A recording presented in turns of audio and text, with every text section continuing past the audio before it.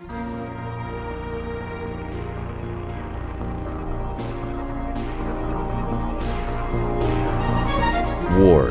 by J.C. McRae, a production by Parahuman Audio, performed by a cast of fans and volunteers. Please visit parahumanaudio.com to learn more. Thank you and enjoy.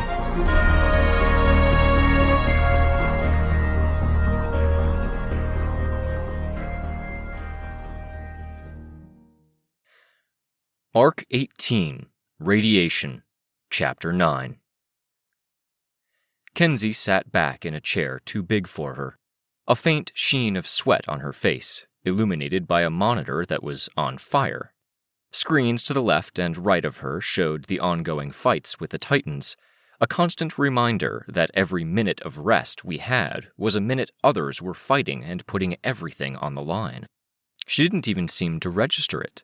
Most of her attention on a monitor where she outlined a three-dimensional shape for a component and rotated through a few art styles and aesthetics, including hearts, stars, moons, and apples. Tinkers had left behind their equipment as they finished their shifts, creating a haphazard sort of workshop.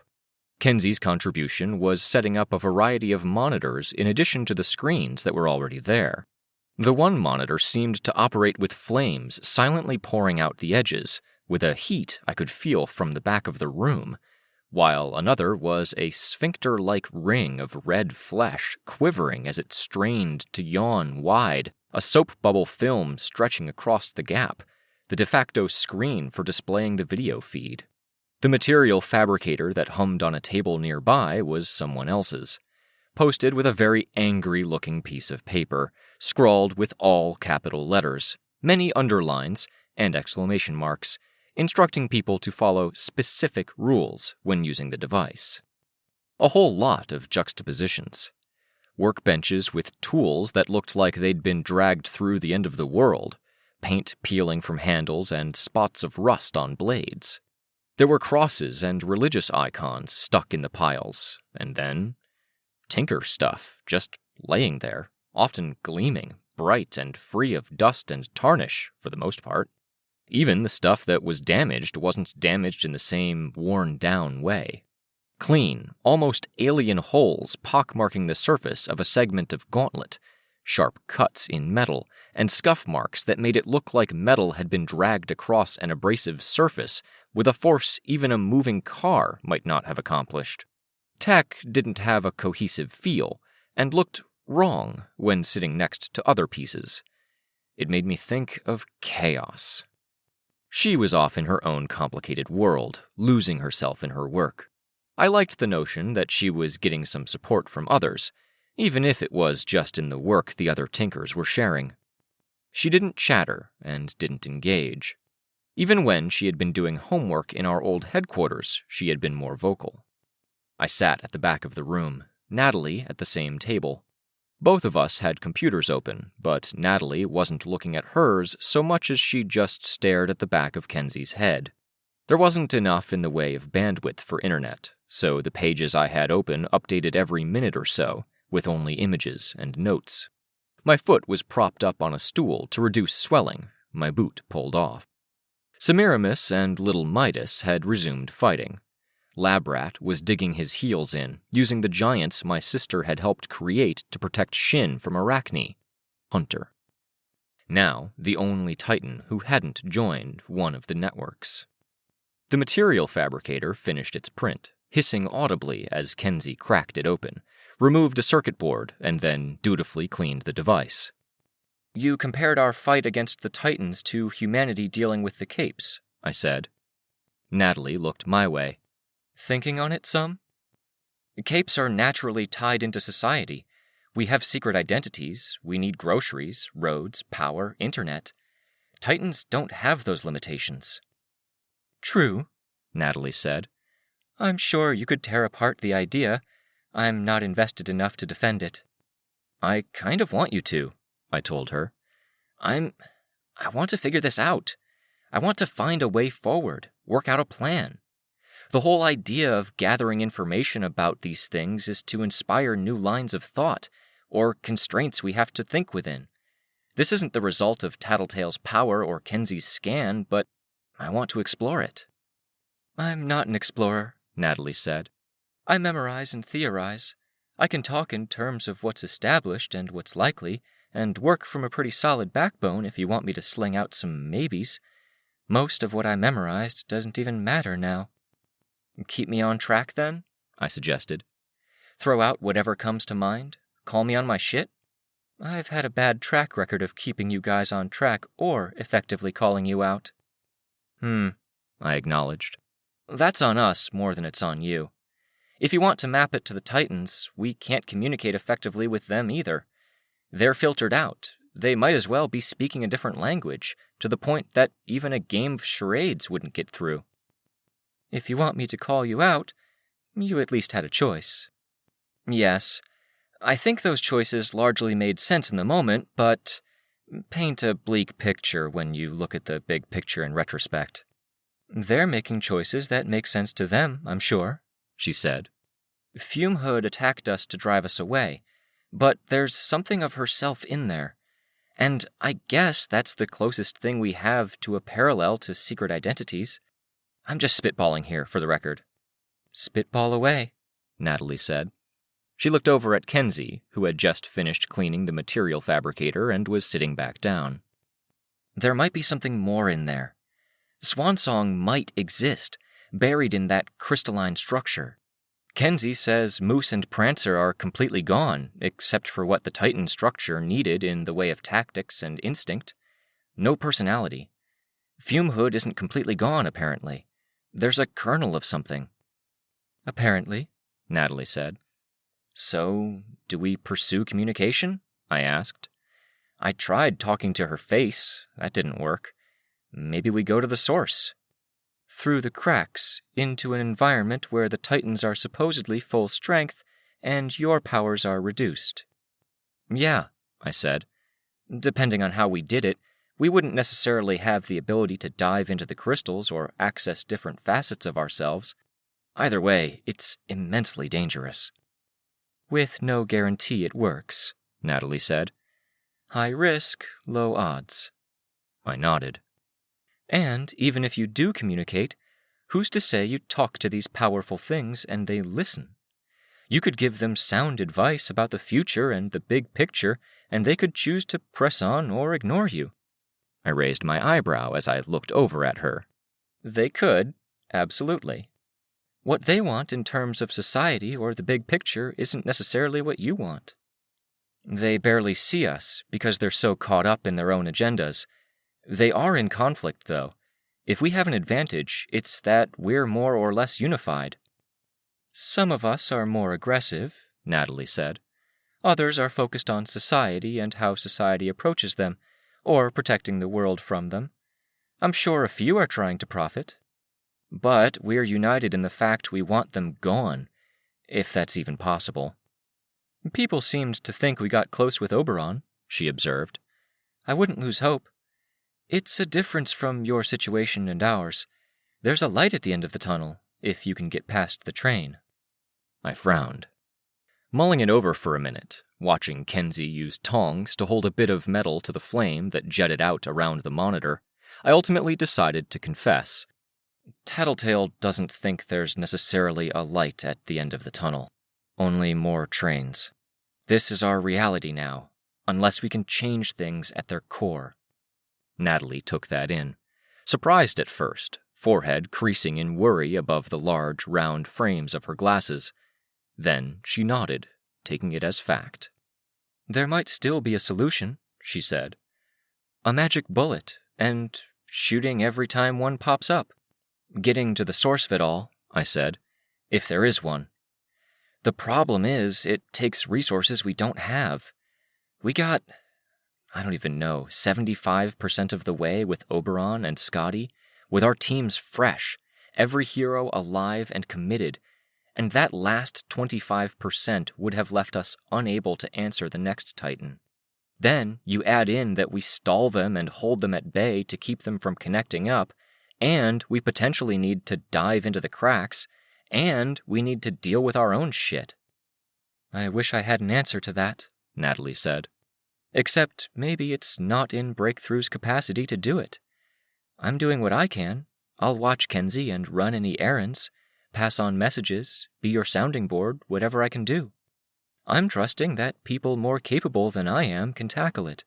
If it's not Breakthrough, and that's very possible, maybe it's Valkyrie, or Bonesaw, or someone else with power and the ability to change things on a major scale." My sister. I frowned, looking away. The fighting wasn't going well. Kenzie was coding, with lines connecting blocks of code across what looked like 3 dimensions and 6 different monitors. The monitors on her far left and far right showed the encounter against Titan Ophion, Mr. Bao. I could follow on the monitor ringed by open flame. The Titan was as tall as a 12-story building, but the monsters he had just made were taller than him. They surged forward on limbs that were still mutating, one covered in brightly painted blisters, and the other narrower, leaner, and meaner. The lean one didn't seem to take any meaningful damage from any incoming attacks, while the blistered one had pockets of fluid or gas that popped every time something struck it, bogging down the battlefield. The camera showed the bodies of the capes who had been caught by the first surprise blast of liquid. For each and every one of them, their flesh was melting off at the arms and legs only, with bones showing.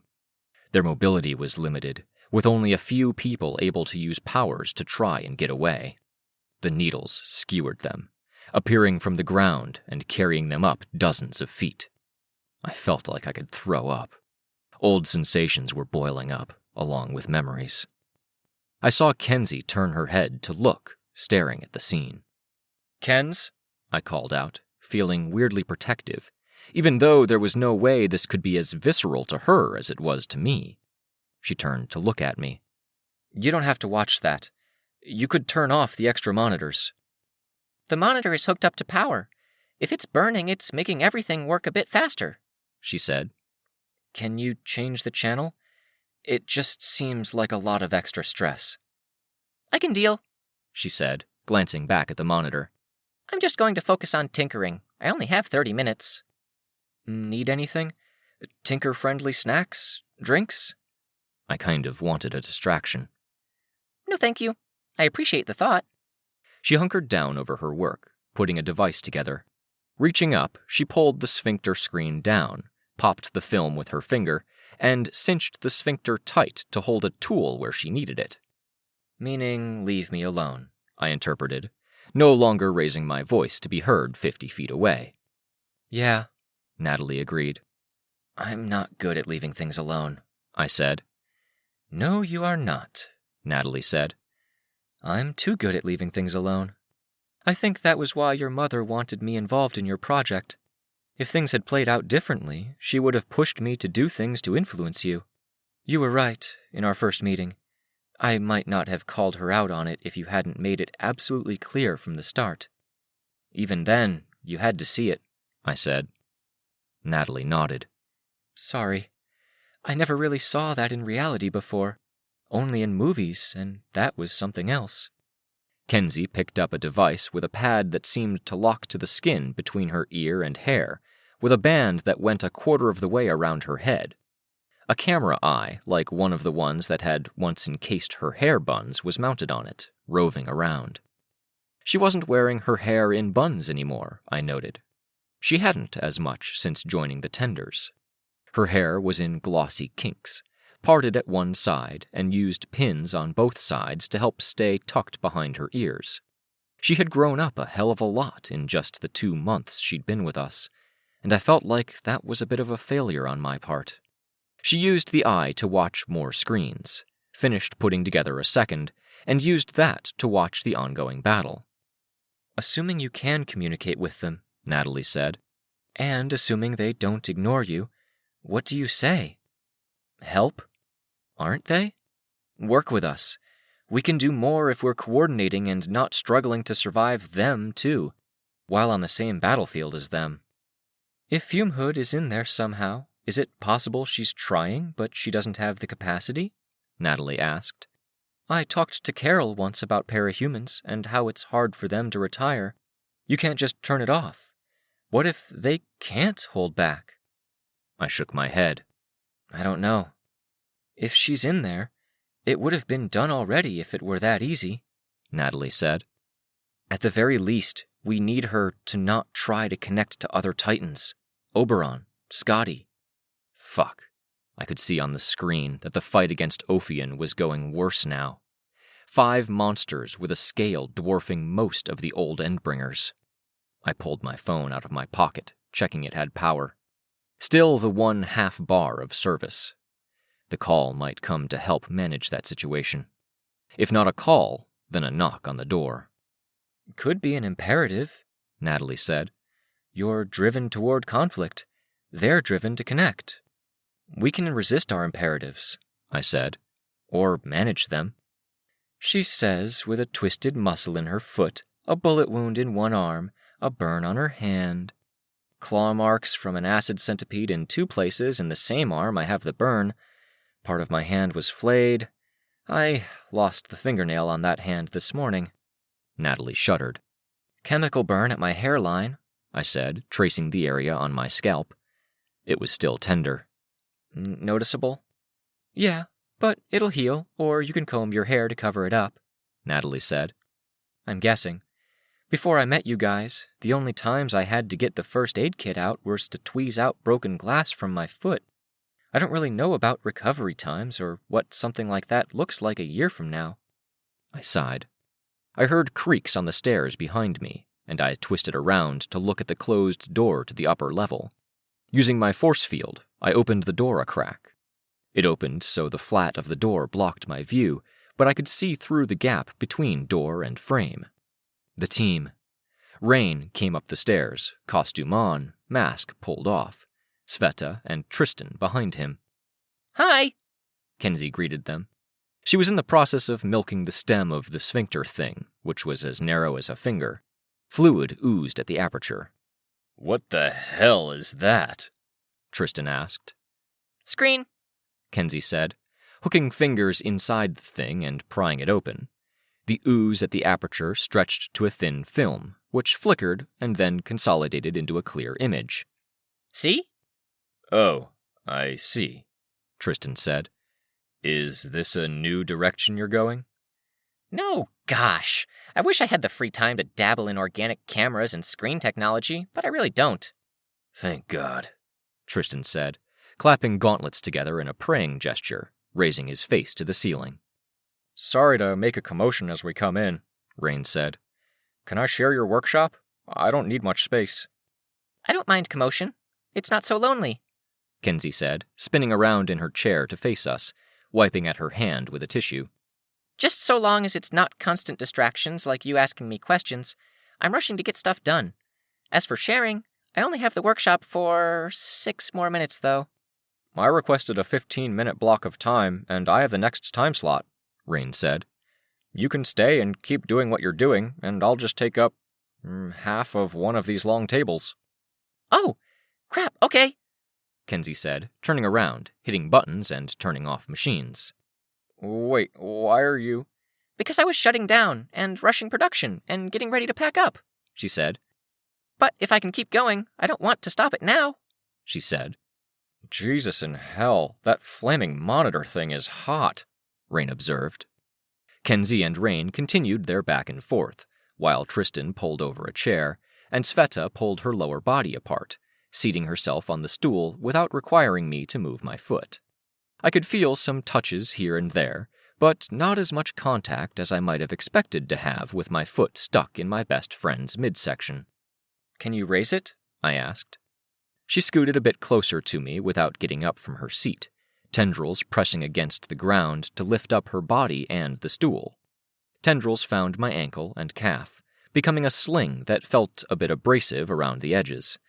Even those edges folded back and away. Thank you, I said. Tristan leaned over the table, heavy armor on a table that looked like it was made of wooden door with legs tacked on. It creaked precipitously. I've been thinking about how that went. Badly? Sveta asked. We're not talking about how Tristan's doing, then? Tristan went on, leaning over the table with bright eyes in the fairly gloomy workshop space, a serious expression and a tone like he was ready to dive into this. It reminded me of one fight that Byron and I got in. That I got in, really, against Paris. I didn't give Byron much of a chance to participate. It went badly then, too. The kind of bad where you kick yourself after, because you know you could have done better. Could we? Sveta asked. I mean, I made small mistakes, but... Big picture, Tristan said. Big picture, we each did what we do best. You made bridges and kept buildings from falling down. You supported things. Victoria and I kept our strongest capes in the fight and evacuated people. Rein has limited powers after last night, but he's a walking toolkit, and he helped keep people safe. It feels like we went into it emotional, tired, and raw, Tristan said. We lost sight of broader objectives. I was just talking to Natalie about broader objectives for next time, I told him. I don't want to dwell on what happened last time, so much as I want to make sure we have a game plan for next time. Some of the others were talking about their own plans, Sveta said. Some power interactions, some tinker devices. Someone mentioned a bomb. There were bigger plans, but I think everyone's thinking about things. Okay, wait, Tristan said. Before we brainstorm on that stuff, I want to say, I don't want to let go of the Paris thing. The last fight we had? I asked. No. Look, we fought him more than once. First time, we went in raw. Phrasing, Rein commented. He was a few feet behind Tristan. Seriously, Tristan said, without much humor. I was emotional, rushed. Teamwork fell apart. He got away, and he went on to hurt others. We didn't get access to him again for a little while after that. Second fight, he sighed. Tragedy, Tristan said, dropping his eyes. He looked at Natalie. The day I tried to murder my brother. Spur-of-the-moment call I've regretted every hour of every day since. Is that why you're entangled? She asked. With your brother? No. I tried to murder him because we were entangled. But also because all of that energy and rawness from the first time was exactly what we were lacking the second time around. I was burned out. I felt like I had no freedom. I didn't have as much I was passionate about in life. Family was distant. Byron had his own thing, and my boyfriend... A pause, a moment of reflection. I glanced at Sveta, hoping for a hint as to what was discussed in the conversation I'd missed. Nothing in her expression. If I were a different person, what we had would have been perfect. Now, I'm a bit of that different person. Part of what I took away from it was that fighting when you're low and fighting when you don't feel you have as much to lose is really fucking dangerous. Not just for yourself. I could, through the sling of tendrils that held my foot up, feel Sveta tense and adjust internally. Would it have been better to let Paris go? I asked. Considering what I ended up doing? Yeah, Tristan said. He would have hurt others. He's a violent bigot. He might have taken lives. I know, Tristan said. And people might have stopped him.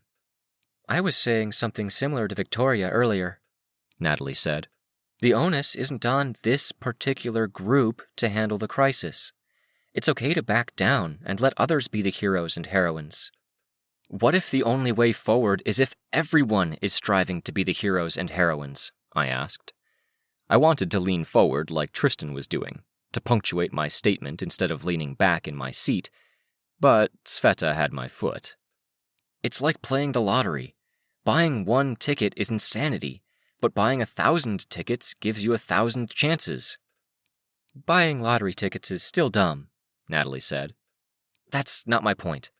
My point is that each group that's digging deep to try and find the resources, ideas, or possible solutions is one ticket.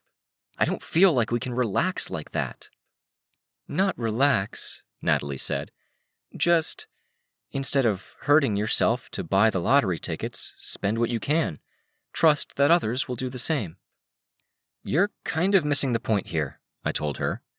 When everything depends on us finding a win, hurting ourselves should be the expectation. I know that's shitty, but the stakes are too damn high. Can I let go of your leg here? Sveta asked. Sorry, I can't say this next bit while cradling your foot. We transferred my leg to the tabletop. I moved my coat over to form a pad so the table's edge wasn't digging into my calf.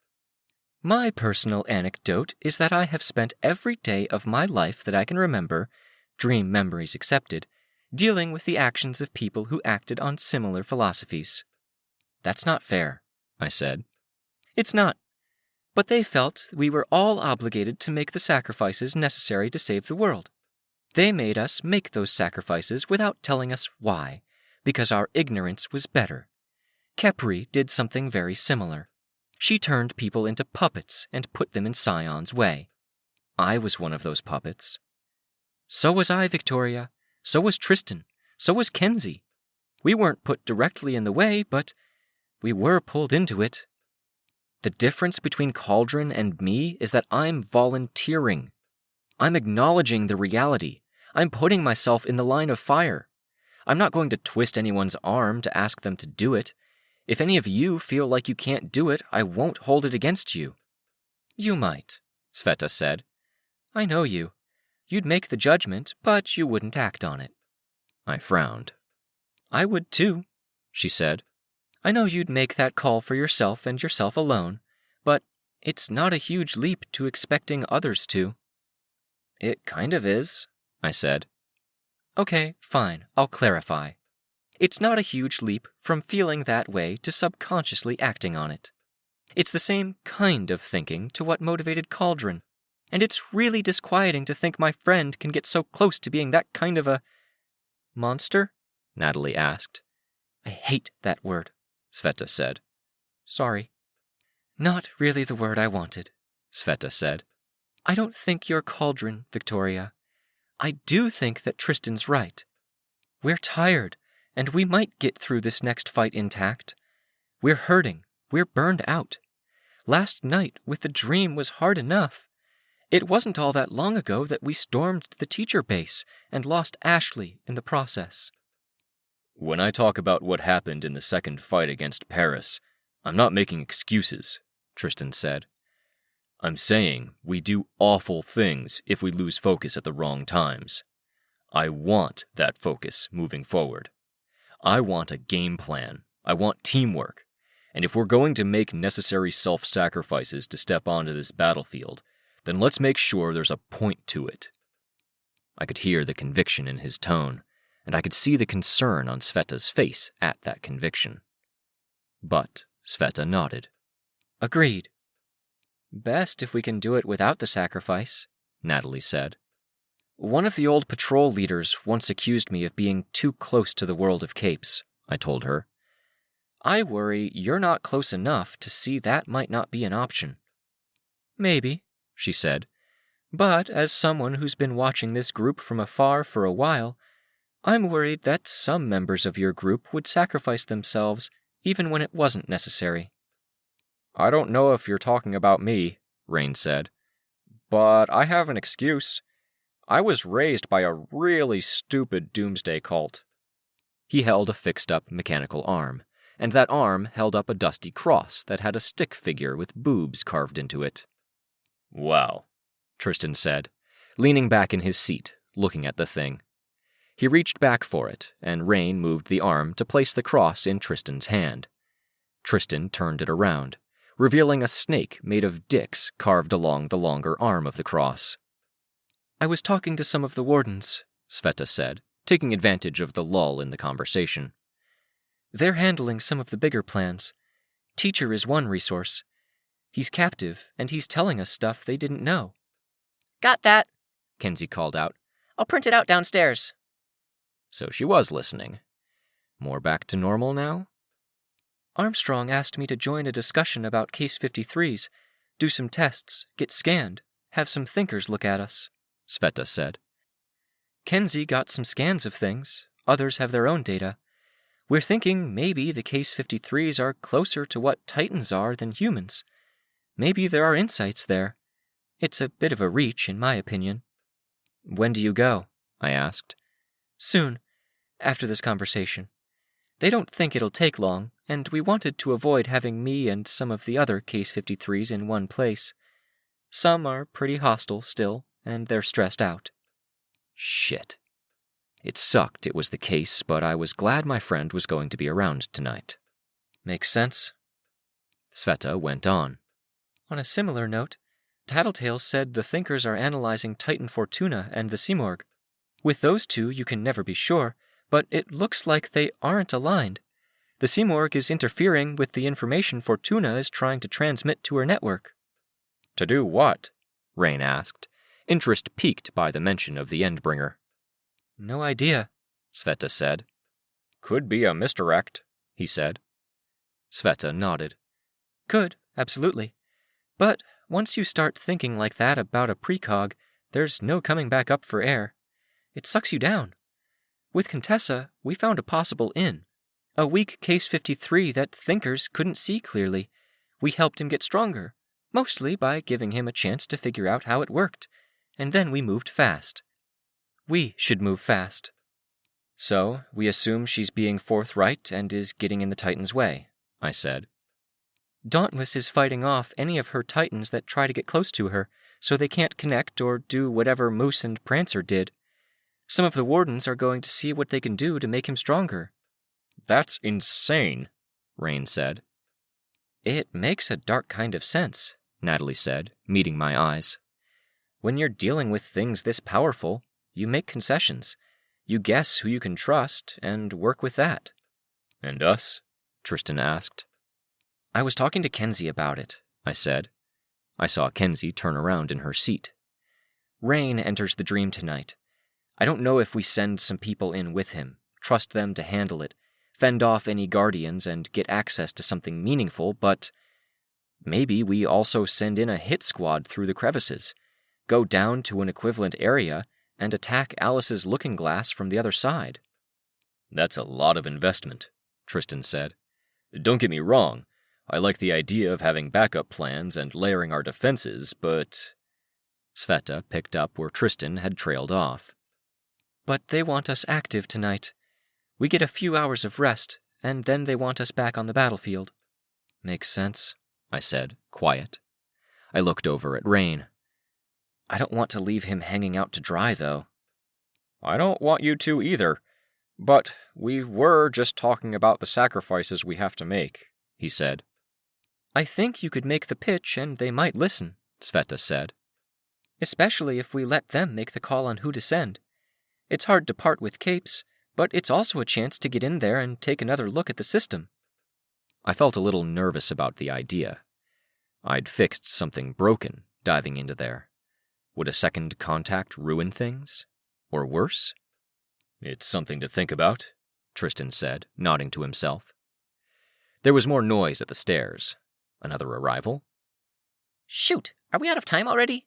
Kenzie asked. No. Are they early? I opened the door again. You never did explain how you can do that now, Tristan observed, reaching 10 feet away. Full control? Ever since last night. Since you were burned to a crisp by the Titan-like thing with all the hands, or since you merged with the system for a second? Tristan asked. I shrugged. Vista poked her head around the door. Everything okay? Vista asked. It's good, Tristan said. Thanks for giving me a few extra minutes. Tell Byron thanks, too. I'll see you guys tonight. I'll be thinking about the plans, tweaks and stuff. We'll be ready, Rein said. He put the shoulder of the mechanical arm up his sleeve, then let it connect. He flexed the hand. As ready as is possible, anyway. Tristan phased out. Byron lurched a bit, like he was going to fall out of his chair, then caught himself.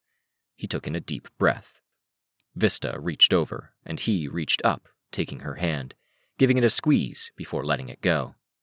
She pulled her headgear off and fixed her hair. She looked tired. Long day? I asked. Narwhal expects everyone working for her to keep up with her, Vista said. I was up most of last night, too. You managing? Byron asked. Do you want my chair? I'm fine, but I'm looking forward to taking a break with you, getting some food, talking by the fire.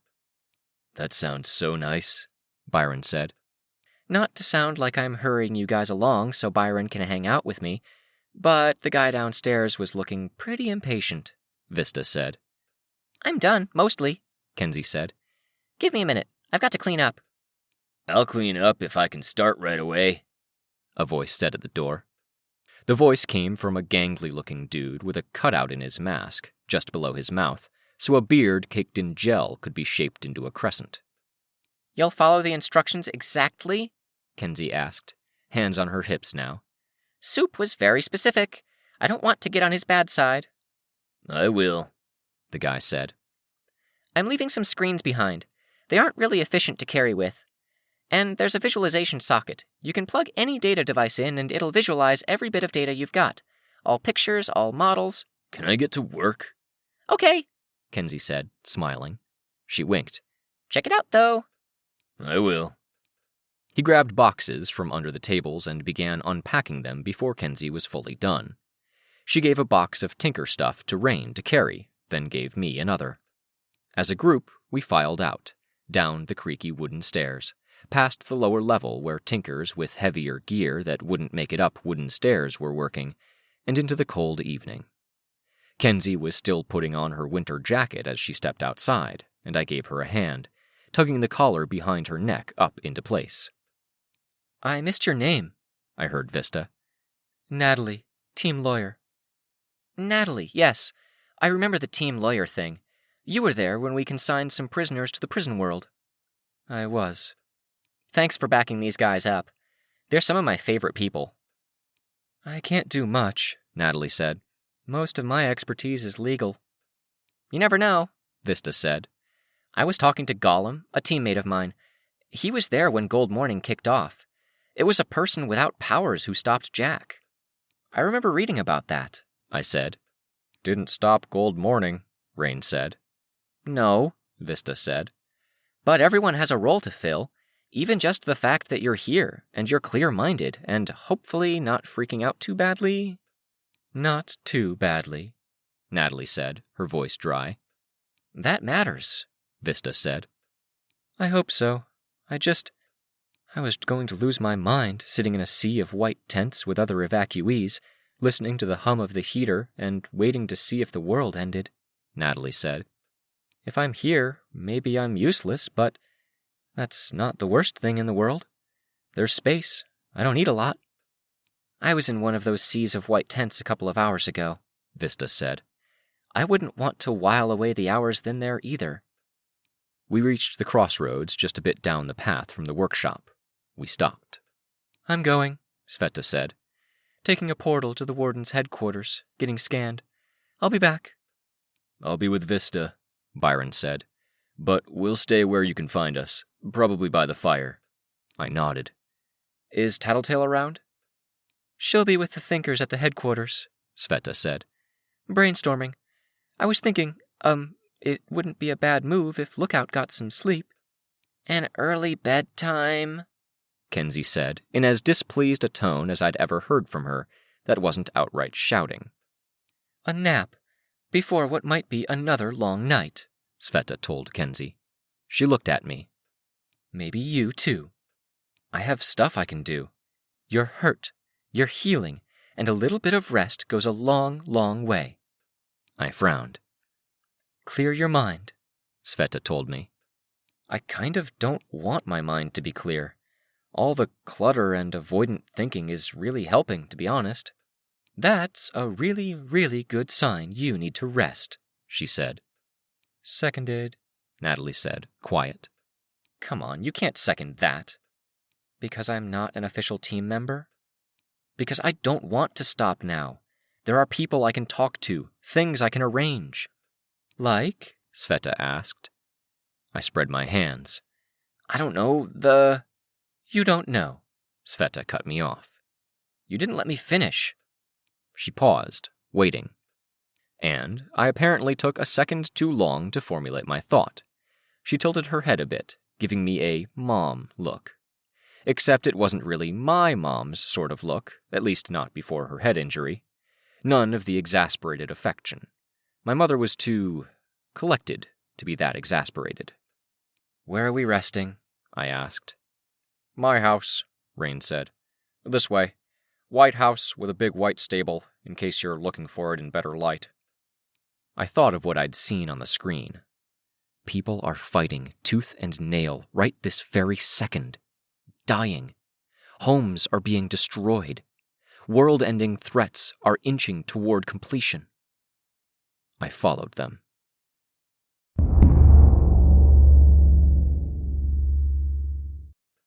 Uncomfortable dreams stirred me from my nap. I looked at the clock. I'd had my eyes closed for what felt like seconds, but I'd dreamed. Sveta's coat was hanging on the peg by the door. Lights were on elsewhere, in a room I couldn't see from where I slept, and I could hear the low murmur of conversation. I slept on Rein's old couch. Across the room, Kenzie was curled up in a love seat, blankets piled high over her, headphones on.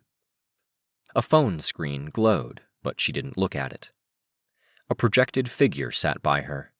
A man with dark brown skin and no face, a book on his lap, like a ghost. From the headphones she wore, I imagined it was a book on tape, reciting from whatever he was supposed to be holding. We were all just trying to deal. I felt the disorientation of going to sleep in the dark and waking up in the dark. I could see a number on a radio or device above the television, reading 9:20, and for a moment I couldn't figure out if it was evening or morning. But there was other disorientation, other unease. I put my hand out, a force field hand, and it felt, without tactile sensation but with an awareness that wasn't human, like it was unsteady, uneasy. Like if I could sleep, if I let my guard down, I'd lose it. I focused for long minutes on steadying it, getting it even again, until I felt comfortable with how it would move if I asked it to move. Then I exhaled. In roughly an hour, Rein sleeps. I could get up right now, and the others would tell me if we were good to go. Capes without powers in the dream world, functioning inside Alice's looking glass, digging into the systems. Spelunking into the crevice to access the crystal from the side closest to our world. Or being told by the wardens that we had to go fight a titan, that we can't spare the manpower. In a way, I hated every answer. There was a security in every answer. Why was it so much easier to think clearly with a head on the pillow when we were furthest from being able to handle those crises that came to mind? I touched my hair where I'd been touched with a brush of gas. A wisp of the more noxious stuff must have seeped in through the mouth of the force field, touching the top of my head. It still stung. I was in the midst of gathering up my energy, ready to throw off warm covers and face unpleasant reality, when my brain slipped a gear. Natalie, as a member of the team, a mental image of Natalie in the dream room. I used flight to get free of the covers, wincing at the momentary pressure of heavy fabric on my foot. I floated into the other room so I wouldn't make the floor creak. Didn't matter. I had just reached the massive kitchen with its central stove when Kenzie appeared behind me. I put my hand on her shoulder. Byron had only come in recently from the cold. Though his face wasn't flushed, he had a few stray snowflakes and water droplets. Rein sat with Chastity, cards on the table in front of them. Natalie was frying something on the stove, while Sveta sat on the counter, watching. It smelled like hash browns. "I have a suggestion," I said. "It might be too late. It might cost me respect with Sveta, at the very least." "What's the suggestion?" Sveta asked. "Is there anything saying we can't bring non-capes into this?" "Which part of this?" Byron asked. "Every part of this. Getting them into the dream room." "You need powers," Kenzie said, "to connect." "Is it powers?" I asked. "Or is it having a corona? The node in the brain that—" "I know what it is," she said. "I mean, we can try." "Then the attack squad, getting people into the cracks, into that weird landscape. If powers are turned off, like they are in the dream, or if they're weak, like they are if you dive in there, it doesn't really impact them, does it? The unpowered?" "You want to bring the patrol into this?" Sveta asked, sounding doubtful. "Yes, but others too. Natalie and I were talking about the human-cape dynamic and how it compares. One advantage humans always had over capes is that they outnumber us. They decide what society is like, and we nudge it and fuck things up sometimes. But they decide.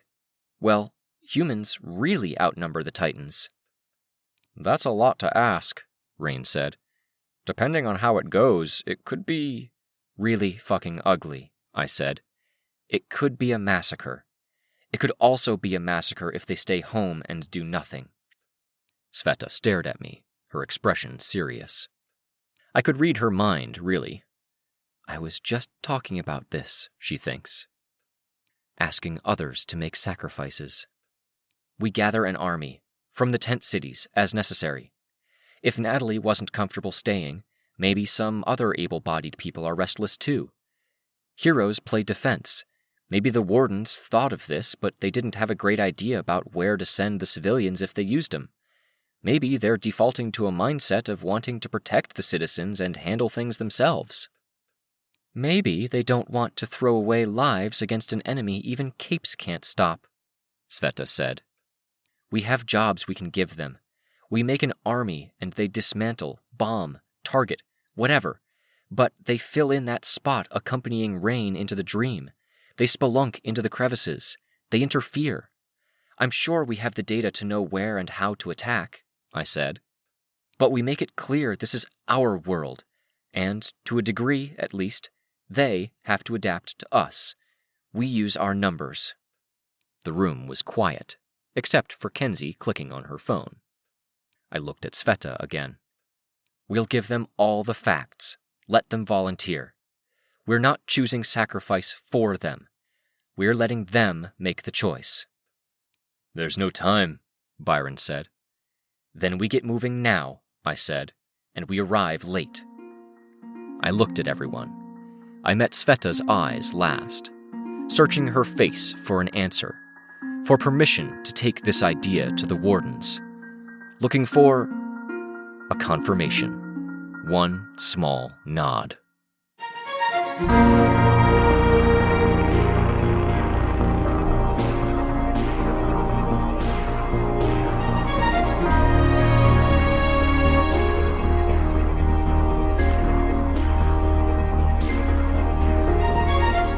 This was a production of Ward by Parahuman Audio. Ward and the Parahuman stories are written and owned by J.C. McCrae. You can find the original text and support the author at parahumans.net.